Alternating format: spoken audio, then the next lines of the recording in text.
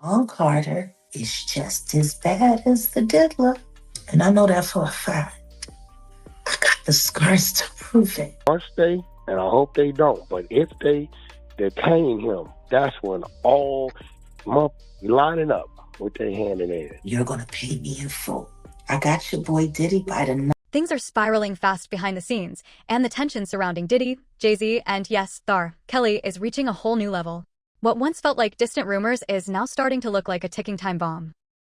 Kelly has been locked away and publicly silent for quite some time, keeping his head down while the world moved on without him. But according to growing whispers, that silence may be coming to an end. Sources suggest he's no longer content with taking the fall alone and is seriously considering opening the floodgates. If he talks, it won't be small talk. It'll be deep, uncomfortable revelations that could drag powerful names back into the spotlight. And if even a fraction of what's being hinted at comes out, it could reshape how people view some of the biggest figures in the industry. The question now isn't if something explodes, but who gets caught in the blast when it does. Revenge, and that was his revenge to fund the Surviving R. Kelly documentary, and that fucked R. Kelly life and got him locked. The streets are on fire with speculation right now, and one name keeps coming up in connection with R. Kelly's collapse, Jay-Z. What started as quiet chatter has turned into full-blown whispers that refuse to die down. According to the talk, Jay-Z may not have simply watched events unfold from the sidelines. Some claim he allegedly played a behind-the-scenes role in setting things in motion, including helping bankroll that explosive R. Kelly documentary, the same one that shifted public opinion and later echoed loudly in courtrooms. And it doesn't stop there. There are even murmurs suggesting that Jay-Z may have been quietly communicating with federal authorities long before the public ever caught on, feeding information while keeping his own hands clean. None of this has been proven, but the rumors alone are enough to send shockwaves through the industry. If any part of it turns out to be true, it raises serious questions about power, alliances, and how far certain players are willing to go to protect themselves. So now people are asking, was this just coincidence, or was there a calculated strategy at work all along? And if so, how deep does this rabbit hole really go? Life sentence for R. Kelly. This man is a prolific serial who utilized his status as a Grammy award-winning household name to inflict pain and anguish on so many victims. Now this is where the story takes a sharp and unpredictable turn. For years, Jay-Z and Diddy have been seen as inseparable forces, linked by major business deals, public camaraderie, and a bond that always seemed deeper than what was shown on camera. Whether it was strategy, loyalty, or mutual protection, their connection has never gone unnoticed. But now, insiders claim that relationship may be facing its most serious test yet. The whispers suggest that both men could be brushing up against federal attention, with alleged ties to investigations that haven't fully surfaced in public view. And with Diddy currently facing mounting legal pressure, the walls appear to be closing in fast. People close to the situation say this isn't just about one case or one moment. It's about years of buried history that may no longer stay buried. What's really fueling the tension is the growing rumor that R. Kelly, from behind bars, could be holding onto critical information involving Diddy. Not gossip, real leverage. The kind of knowledge that could shift narratives and force uncomfortable truths into the spotlight. The word on the street is that he's waiting, watching, and calculating the perfect moment to speak. If that happens, it could trigger a chain reaction no one in the industry is prepared for. And if even part of these rumors turns out to be true, the fallout could be massive. Are any of his accomplices or associates under investigation? And additionally, could he face any more charges? So the investigation is ongoing. That means both as to him. So now the big question everyone's asking is this: could he be positioning himself to trade what he knows for a deal? A reduced sentence, a lighter punishment, maybe even the possibility of early release? If R. Kelly decides to break his silence, it likely won't be out of remorse. It'll be strategic. And if he really starts talking, the real mystery is who ends up standing in the line of fire when those doors open. Because once the truth starts spilling, there's no controlling where it lands. And make no mistake, things are on the verge of going completely off the rails.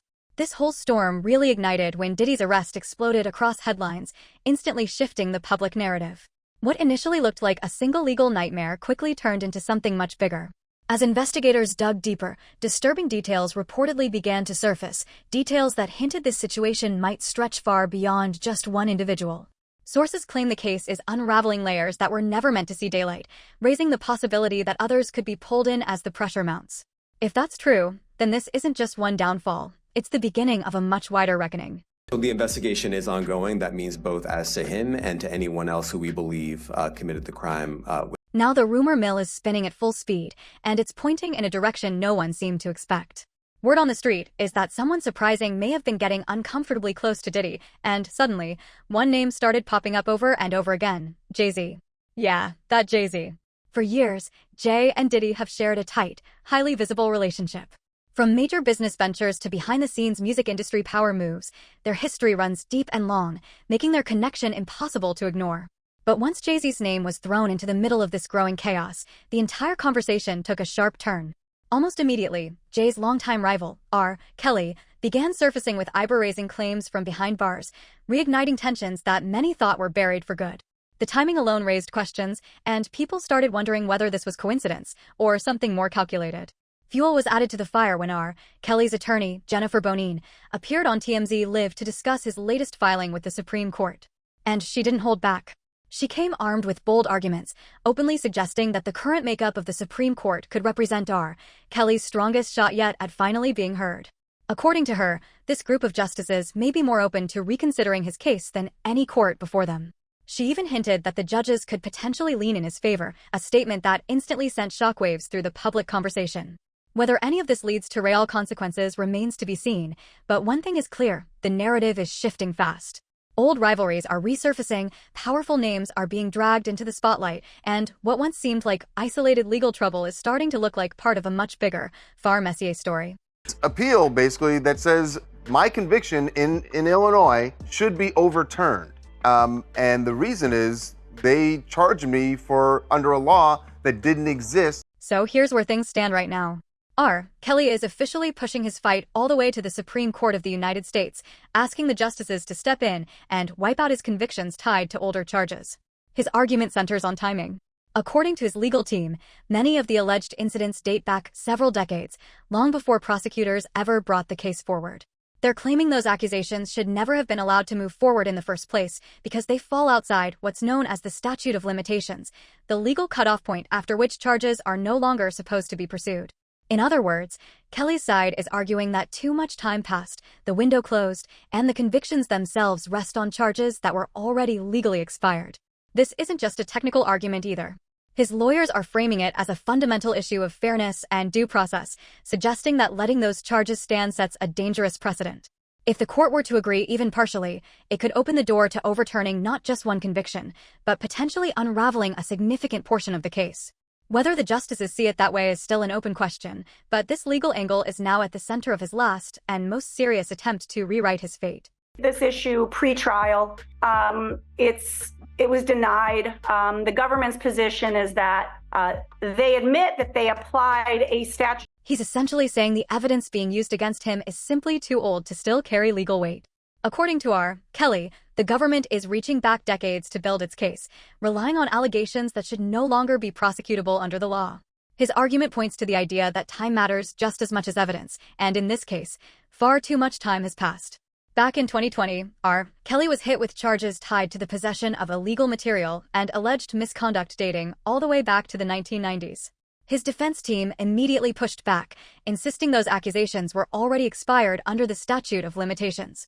In their view, prosecutors were reviving decades-old claims that the legal system had already closed the door on. His lawyers framed it as more than just a technicality. They argued that allowing such old allegations to resurface undermines the fairness of the justice process, especially when memories fade, evidence degrades, and witnesses become harder to verify. From their perspective, the case wasn't just about guilt or innocence, it was about whether the law itself was being stretched beyond its limits.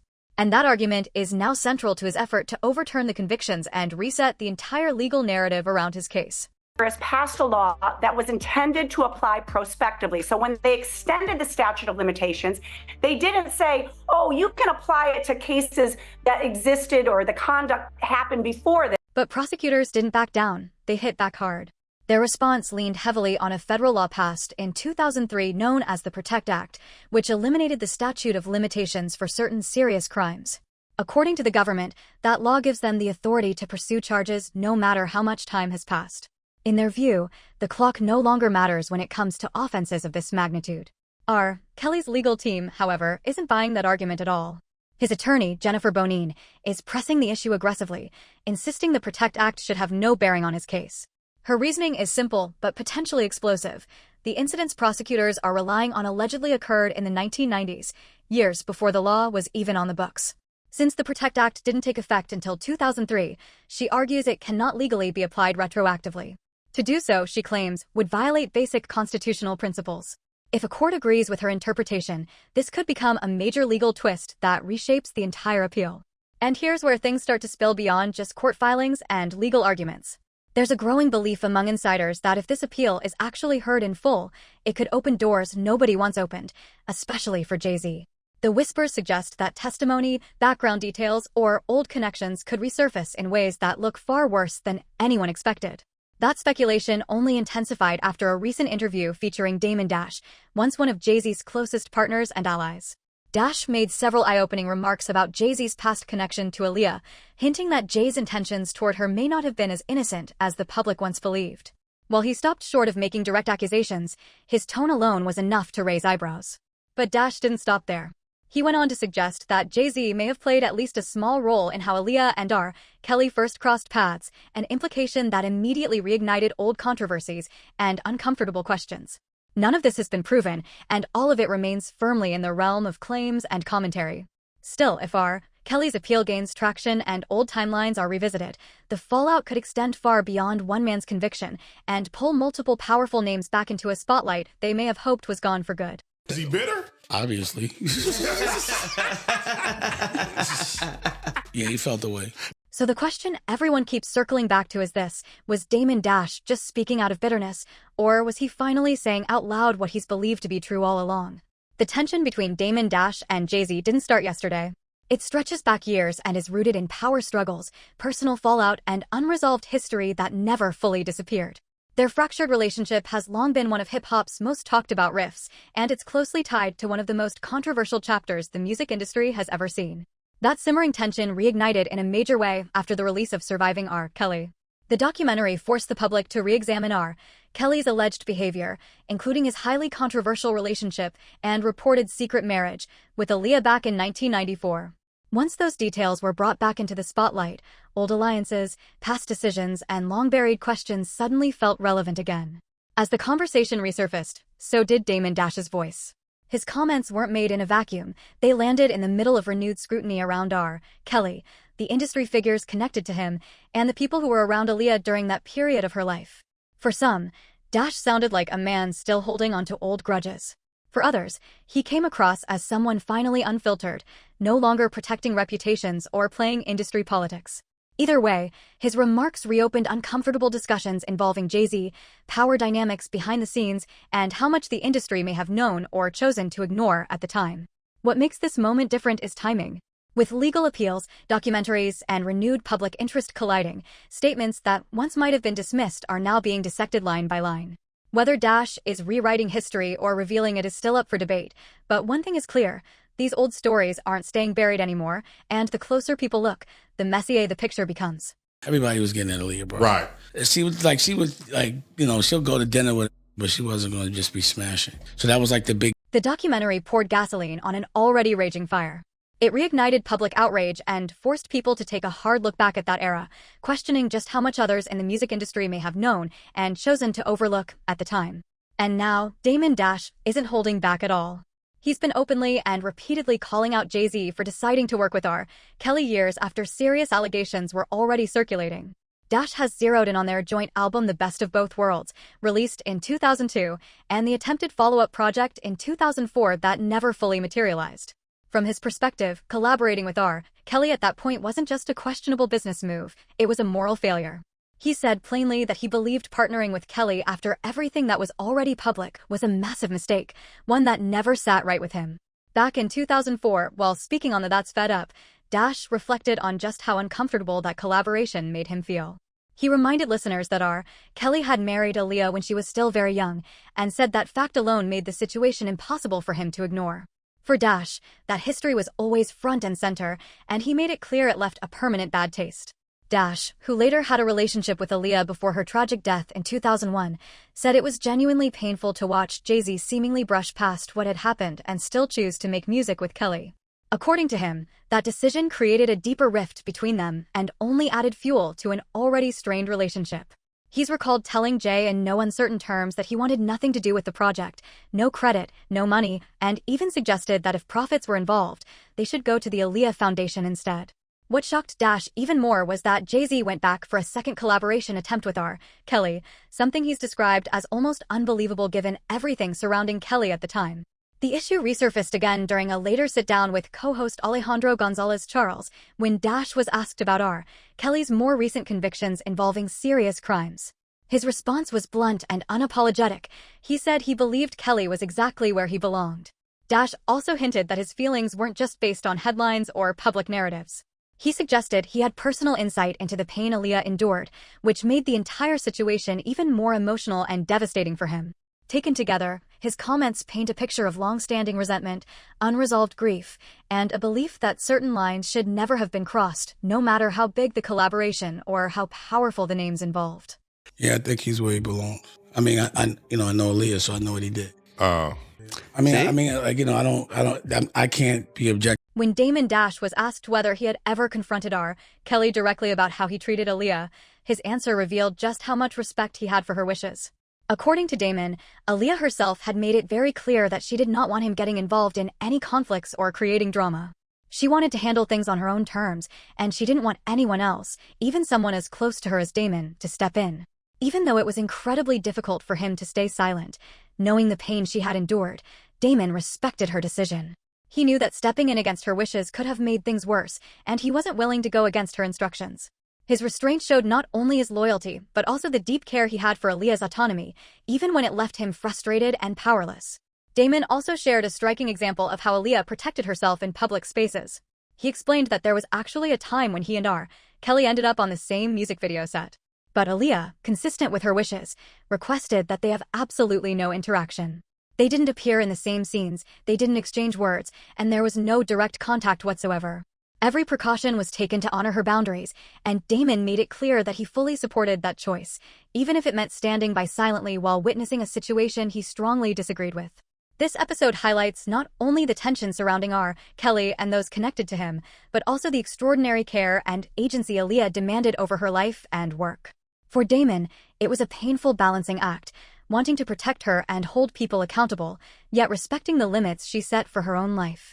It's a story that underscores just how complicated and emotionally charged the situation really was behind the scenes. So that's the thing that people would be like when Jay was doing videos with him, I was be in the video, but I'd be like, yo, what do you want me to do? And she'd be like, don't start nothing, just don't be in no shots with. Damon Dash's words speak volumes about just how deep the pain went for him. After learning the full extent of Aaliyah's experiences, he admitted it really bothered him to see Jay-Z choose to collaborate with R. Kelly on the best of both worlds. For Damon, that decision was impossible to support or stand behind. He felt so strongly about it that he refused to be involved in any way. In his own words, he made it crystal clear, I'm not on there as an executive producer. Just don't put my name on that. I don't want no money from that. If it is, put it to the Aaliyah Foundation. That statement alone underscores the weight of his conviction and the depth of his loyalty to Aaliyah, even years after her tragic passing. Damon also reflected on the complicated history he shared with Jay-Z when it came to Aaliyah. At one point, he said, it felt like they were both quietly navigating a kind of unspoken competition for her attention. But Damon admitted that, initially, he didn't even view her in that light. She was young, full of energy, fun, and carried that effortless part of the crew vibe that made her seem untouchably cool and playful. It wasn't until a particular moment that his perception shifted. He recalled, we had the same bookkeeper. Every time I saw her, she looked different. She had this glow, a new style, a new vibe each time, and I remember thinking, who is that? From that moment forward, Damon couldn't help but notice her more, and he began genuinely trying to build something meaningful with her. That's when he discovered that Jay-Z had also been expressing interest in her at the same time, a realization that caught him completely off guard. The revelation complicated things between Damon and Jay-Z. They were not only friends, but also close business partners, and suddenly this personal dynamic added tension to an already delicate relationship. Damon described the situation as awkward, escalating quietly over time until it eventually boiled over in ways neither of them could fully control. The story, he explained, became long, complicated, and messy, a background thread that still lingers today whenever people revisit those years. Looking back, Damon's reflections highlight more than just past rivalry or romantic competition. They underscore the emotional stakes, the personal loyalty he felt toward Aaliyah, and the frustration of watching someone he trusted make choices he couldn't reconcile with her memory. It's a candid glimpse into the tangled web of friendship, business, and unspoken tensions that define that period, and why those decisions continue to resonate in conversations about Jay-Z, R. Kelly, and the people caught in between. Leah, dated her. What's her legacy? Coolest girl in the whole world. You know, too good for this world. Damon Dash went further, reflecting on just how magnetic Aaliyah's presence was back then. He explained that her charm, energy, and kindness drew attention from everyone in their circle, almost effortlessly. People were captivated by her warmth, her confidence, and the natural way she carried herself. But Damon was quick to point out that Aaliyah wasn't someone who got swept up in casual flings or superficial attention. She had standards and clear boundaries. While she might agree to go out to dinner with someone, that was where it ended. She wasn't out there engaging in drama or fleeting relationships. Her allure was paired with a sense of self-respect and dignity that made her even more intriguing to those around her. Everybody was getting at Aaliyah, bro, Damon recalled. She'd go to dinner with a guy, but that was it. She wasn't just out here getting involved like that. It was her mystery and poise that made her stand out even more, and Damon explained that much of the tension in their circle came from this very dynamic. A lot of people weren't just trying to flirt, they were genuinely trying to see who could build a real, meaningful connection with her, not just a passing fling. For Damon, that energy made things complicated, particularly once it became clear that Jay-Z recognized his own feelings for Aaliyah. Damon admitted he had strong feelings for her, but he wasn't hiding them. People knew, he said. And once Jay-Z realized that Damon was seriously interested, the dynamic shifted. Damon described how Jay-Z began sending Aaliyah gifts, making gestures, and actively trying to win her over. It became a subtle rivalry, a test of who could make the deeper connection. The situation reached a notable point during a 4th of July gathering when Damon and Jay-Z both ended up at the same house, circling the same energy and attention around Aaliyah. It was a moment that encapsulated the unspoken tension between the two men, friendship, business partnerships, and personal interest all colliding at once. Damon's recollection paints a vivid picture of that period, not just the romance or competition, but the complicated, layered dynamics of friendship, loyalty, and attraction that were all intertwined in ways that would leave long-lasting impressions on everyone involved. Going hard, and so we ended up in the same house 4th of July. So we were, for some reason, this day. Wait a minute, you, Jay, and Aaliyah ended up in the same house. Yeah. The tension at the time, Damon Dash recalled, was palpable. What might have seemed like casual interactions on the surface were actually part of a subtle, unspoken back and forth between him, Jay-Z, and Aaliyah. One moment, Aaliyah's attention would be focused on Jay-Z, laughing at his jokes and engaging in conversation. The next, she would be turning to Damon, sharing a smile, exchanging witty banter, and keeping the energy light and playful. Despite the awkwardness of the situation, Damon said he felt confident that week. I was on top of my game, he remembered with a grin. Everything I said was funny, clever, you know what I mean? He recalled a particular moment walking downstairs and seeing Jay-Z surrounded by his crew, joking around and teasing Damon about the entire situation. For him, it was a perfect snapshot of the complicated dynamics at play, a kind of love triangle layered with friendship, business partnerships, and the pressures of being young, successful, and constantly in the public eye. According to some reports, Jay-Z and Aaliyah had even dated briefly before she ultimately grew closer to Damon. That added yet another layer of complexity to what was already an emotionally charged environment. Years later, as the world looked back, people couldn't help but side-eye the fact that Jay-Z went on to collaborate with R. Kelly, especially in light of the troubling revelations about Kelly's past connection to Aaliyah. From Damon's perspective and the eyes of fans, it was a decision fraught with moral and emotional tension, one that complicated the legacy of a story that was already heartbreaking. Aaliyah's story, of course, ended in unimaginable tragedy. At just 22 years old, she lost her life in 2001 in a plane crash while leaving the Bahamas, cutting short a career that had already left a profound mark on the music world. She had been in the middle of filming the music video for Rock the Boat when the crash occurred. The devastating accident claimed not only her life, but the lives of 8 others who were on board. Investigators later determined that the small aircraft had been overloaded at the time of takeoff, a critical factor in the tragedy. Even though her life was cut short, Aaliyah's legacy continues to live on. Her music, style, and influence resonate with millions of fans around the globe, reminding the world of the talent, grace, and magnetism that made her unforgettable. For Damon and those who knew her personally, the memories are bittersweet, a mix of admiration, love, and the lingering pain of what could have been. The story of Aaliyah, intertwined with friendships, rivalries, and decisions that followed her, remains one of the most poignant and complex chapters in early 2000s music history. At the Bahamas tonight, authorities have confirmed that R&B singer and actress Aaliyah is among 8 people in a plane crash. This is a shock. This is a big shock. I just started filming Anne Rice's Queen of the Damned in Australia. Do you think you would have married her one day? Yeah. As you hear all this other stuff in the news with R. Kelly, how does that make you feel about him? We talked about it up to the point where it hurt. Official records eventually confirmed what had long been whispered in the industry and among fans. Aaliyah and R. Kelly were illegally married in 1994 when she was only 15 years old and he was 27. The revelation sent shockwaves through the music world. The marriage itself was quickly annulled, legally erased as if it had never happened, but the damage lingered far longer than the paperwork could erase. The fallout from that brief and illegal union cast a long shadow over both artists' careers. For Aaliyah, it became a troubling footnote in what should have been celebrated as a rising superstar's journey, a dark blemish that contrasted sharply with her talent, charm, and growing influence. For R. Kelly, the revelation added fuel to a growing perception of misconduct and manipulation, cementing his reputation in a way that would haunt him for decades. Beyond individual reputations, the story of that illegal marriage became one of the most haunting and controversial chapters in modern music history. It highlighted the dangerous intersections of power, influence, and exploitation within the industry, and reminded fans and insiders alike that behind the glamour of fame, some of the most shocking truths were quietly unfolding.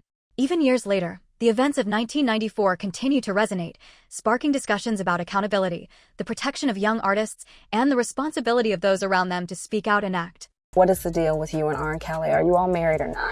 No, I'm not married. Robert's doing his thing, I'm doing my thing. He's a great producer, great artist who I do admire, and there's nothing there at all. Serve all but one of those years simultaneously with a 30-year sentence for R. Kelly is currently serving time for multiple serious convictions, so hearing him weigh in on someone else's legal troubles immediately raised eyebrows across the industry and among fans. According to reports, during a recent conversation, he began discussing the risks that often come with celebrity lifestyles and high-profile events, particularly when an artist is surrounded by the wrong people or poorly managed.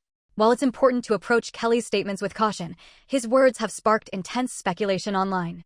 Fans and observers alike have been dissecting every sentence, debating whether he was simply offering general advice or attempting to send a pointed, veiled message. Either way, his commentary about Diddy has only added fuel to an already blazing storm surrounding the hip-hop mogul. R. Kelly didn't hold back.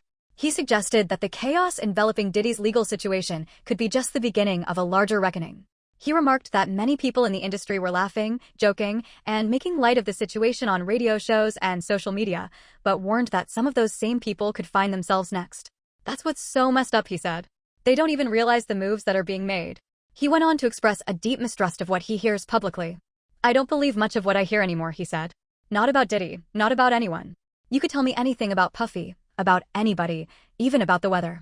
I'm not believing it. His perspective, he explained, comes from years of seeing the inner workings of the music industry firsthand, experiences that have left him skeptical of public narratives. He hinted that many accusations circulating in the industry are often misunderstood, exaggerated, or even strategically used for personal gain. Kelly also spoke about how the modern social climate makes public figures especially vulnerable to manipulation, false claims, and even attempts at extortion. While discussing Diddy's ongoing legal battles, which reportedly includes serious federal investigations into alleged misconduct, Kelly suggested there's a larger pattern in how the system treats celebrity cases. He emphasized what he sees as inconsistencies in the way evidence and testimonies are handled, noting that he personally believes parts of his own trials were unfairly conducted. Despite his convictions, he maintains that some aspects of the legal system are fundamentally biased against public figures, and that the narrative presented to the public often leaves out critical context. Taken together, Kelly's comments paint a picture of an industry and legal system fraught with risk, manipulation, and hidden agendas, a world where the lines between truth, rumor, and strategy are often blurred, and where even high-profile figures like Diddy are not immune to the fallout. They want to plan to get you, or if it's a conspiracy, anything, they put you in cuffs, bro. No, that's real. And I've been telling people, I've been preaching, I said, yo, one thing already taught me. But Kelly isn't the only one weighing in on the unfolding drama. His former prosecutor, Nadia Sharada, recently offered her perspective on Diddy's situation during an interview with News Nation.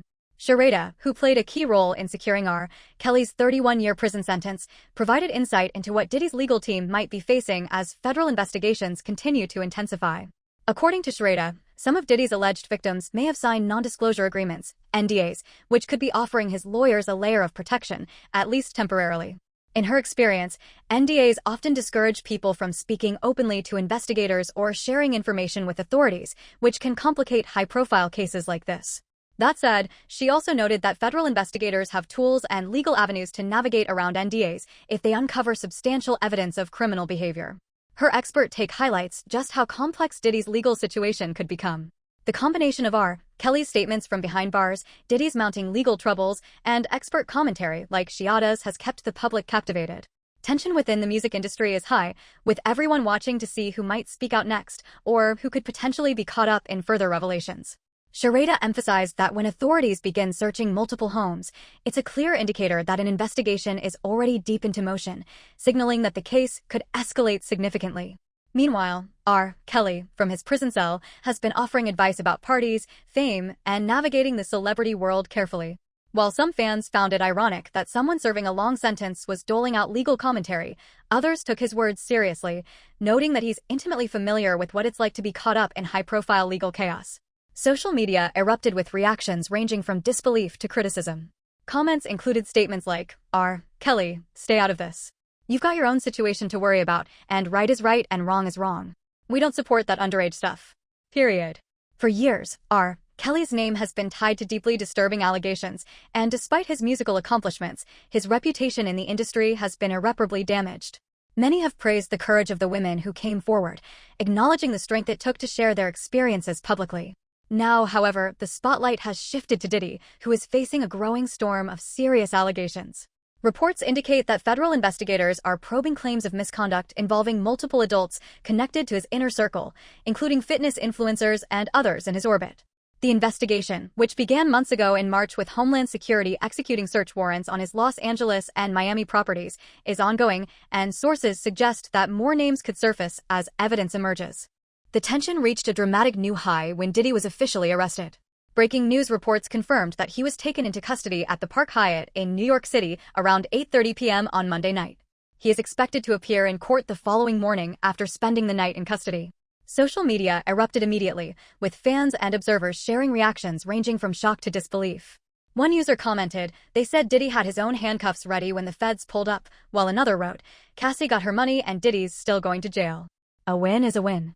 The comment sections have been overflowing ever since, reflecting the intense public fascination with the case. Now, with an arrest made, speculation is rampant. Was Diddy acting alone, or are more high-profile names about to surface in the investigation? The story has captured the attention of the internet, and fans are anxiously watching to see just how deep the legal fallout will go. This case is far from over, and the drama is only escalating. Make sure to stay tuned, hit that like button, subscribe, and turn on notifications, because every twist, every revelation, and every development is about to be dissected as this story continues to unfold.